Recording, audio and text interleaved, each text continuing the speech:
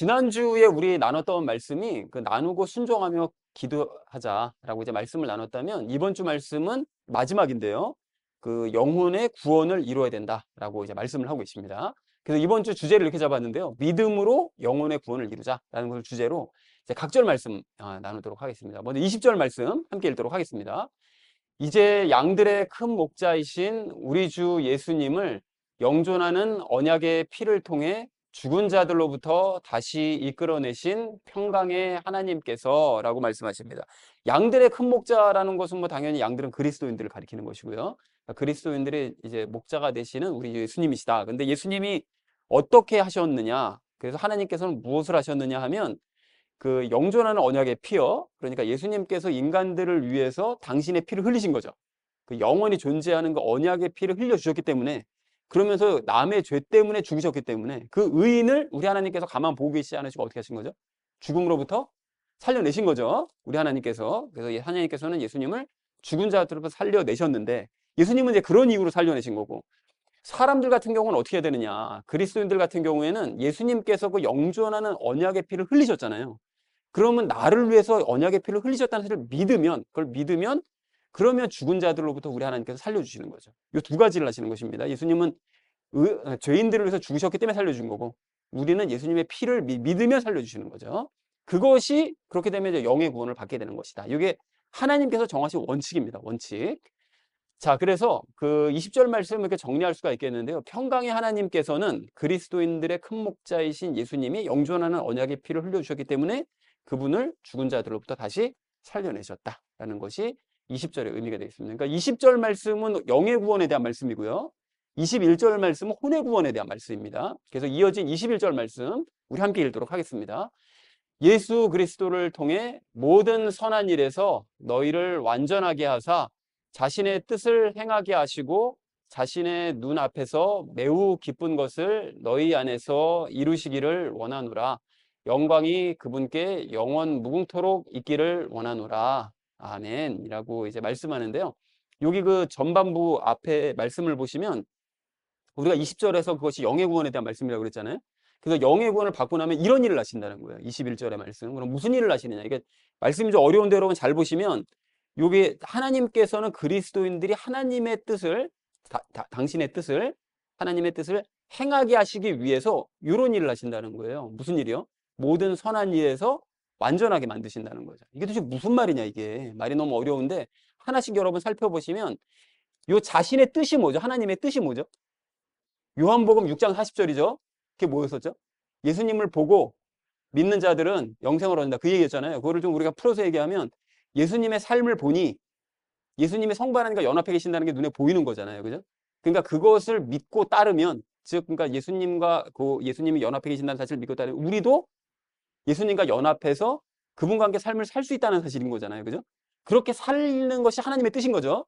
그러니까 예수님과 닮은 삶을, 예수님과 함께 살면서 예수님을 닮아가는 그 뜻, 그 삶을 행하게 하시고 살아내게 하시기 위해서, 그러니까 예수님과 함께 살면서 예수님을 닮게 하시기 위해서 모든 선한 일에서 우리를 완전하게 하신대요. 선한 일이라는 건 여러분 잘 아시는 것처럼 예수님과 함께 하는 게 선이잖아요.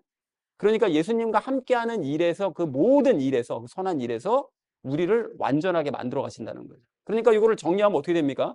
예수님과 우리가 함께 살아가는 그런 모든 삶의 순간순간을 완전한 모습으로 점점 만들어 가셔서 우리를 예수님과 닮은 삶을 살도록 만들어내신다. 이 얘기잖아요. 그죠? 무슨 얘기인지 이해가 되셨죠? 그러니까 결국 그리스도인들로 하여금 예수님 닮은 삶을 살게 만드신다는 거예요. 어떤 사람에 한해서? 앞에 20절에서 영의 구원을 받은 사람에 한해서 이렇게 혼의 구원을 이루어 가신다는 거죠. 그렇게 이해가 되셨죠? 자, 그럼 하반절 말씀은 이렇습니다. 자신의 눈앞에서 매우 기쁜 것을 이루신다는 거예요. 그럼 매우 기뻐하시는 게 뭘까요? 하나님께서.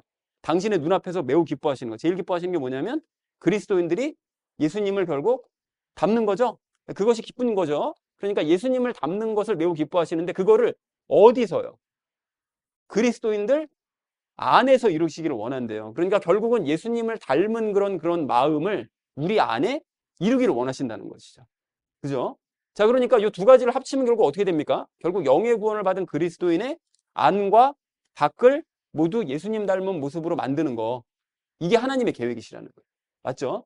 그러니까 하반절은 우리 안에, 예수님을 닮은 모습을 만들어가고, 상반절 말씀은 예수님을 닮은 모습을 겉으로 드러나게 만드신다는 거죠. 안과 밖을 다 예수님 닮도록. 그것이 영의 구원을 받은 사람들에게 이루시는 하나님의 뜻이라는 거예요. 그 이루시는 일이라는 거죠. 하시는 일이라는 거죠. 자, 그래서 21절 이렇게 정리할 수가 있겠는데, 성부 하나님께서는 예수님을 통해 그리스도인들이 예수님과 닮은 삶을 살게 하시려고 예수님과 함께하는 모든 일에서 완전하게 하시고, 그 바깥을, 예수님을 닮은 마음을 그들 안에 이루기 원하신다. 안을 이렇게 닮게 만드신다는 거죠.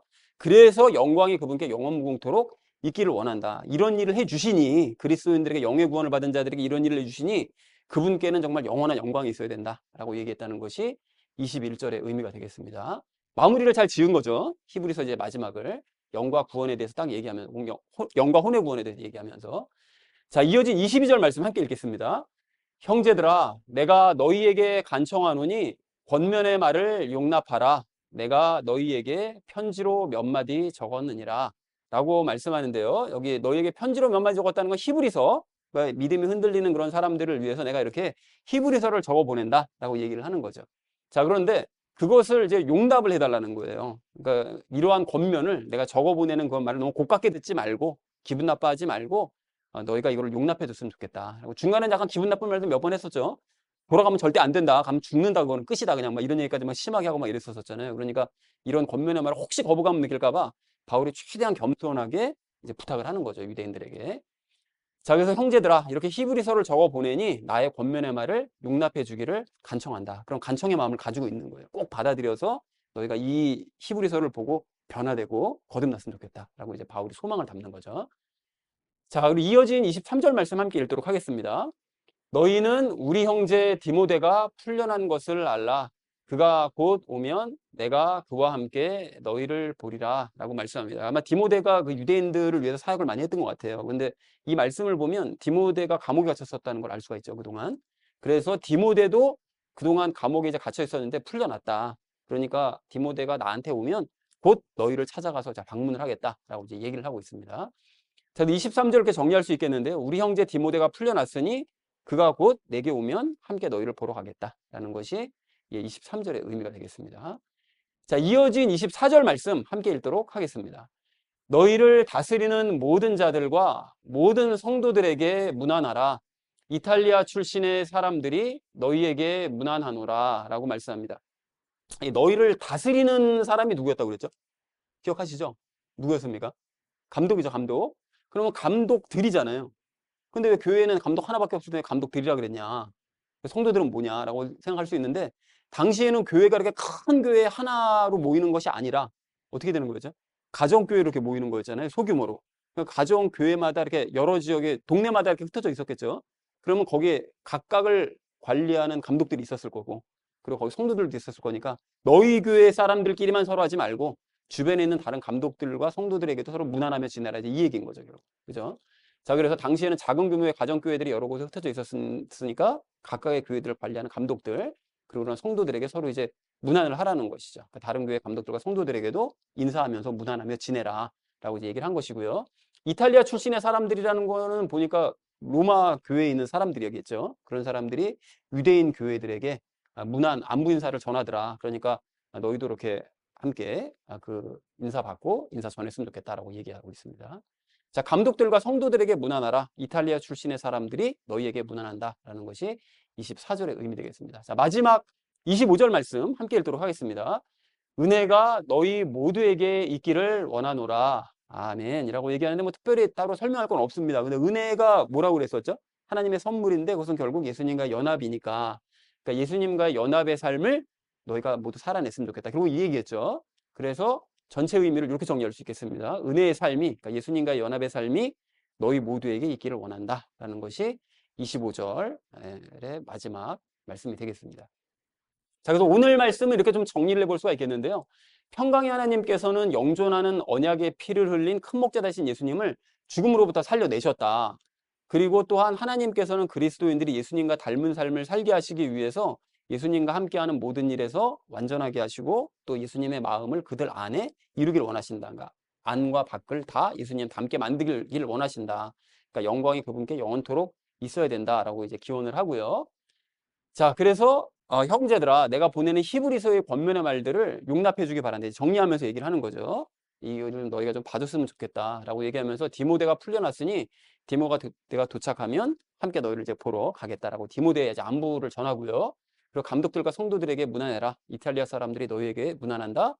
은혜가 너희 모두에게 함께 있기를 원한다라고 하면서 편지를 마쳤다는 것이 히브리서 전체의 내용이자 오늘 본문 내용 전체가 되겠습니다.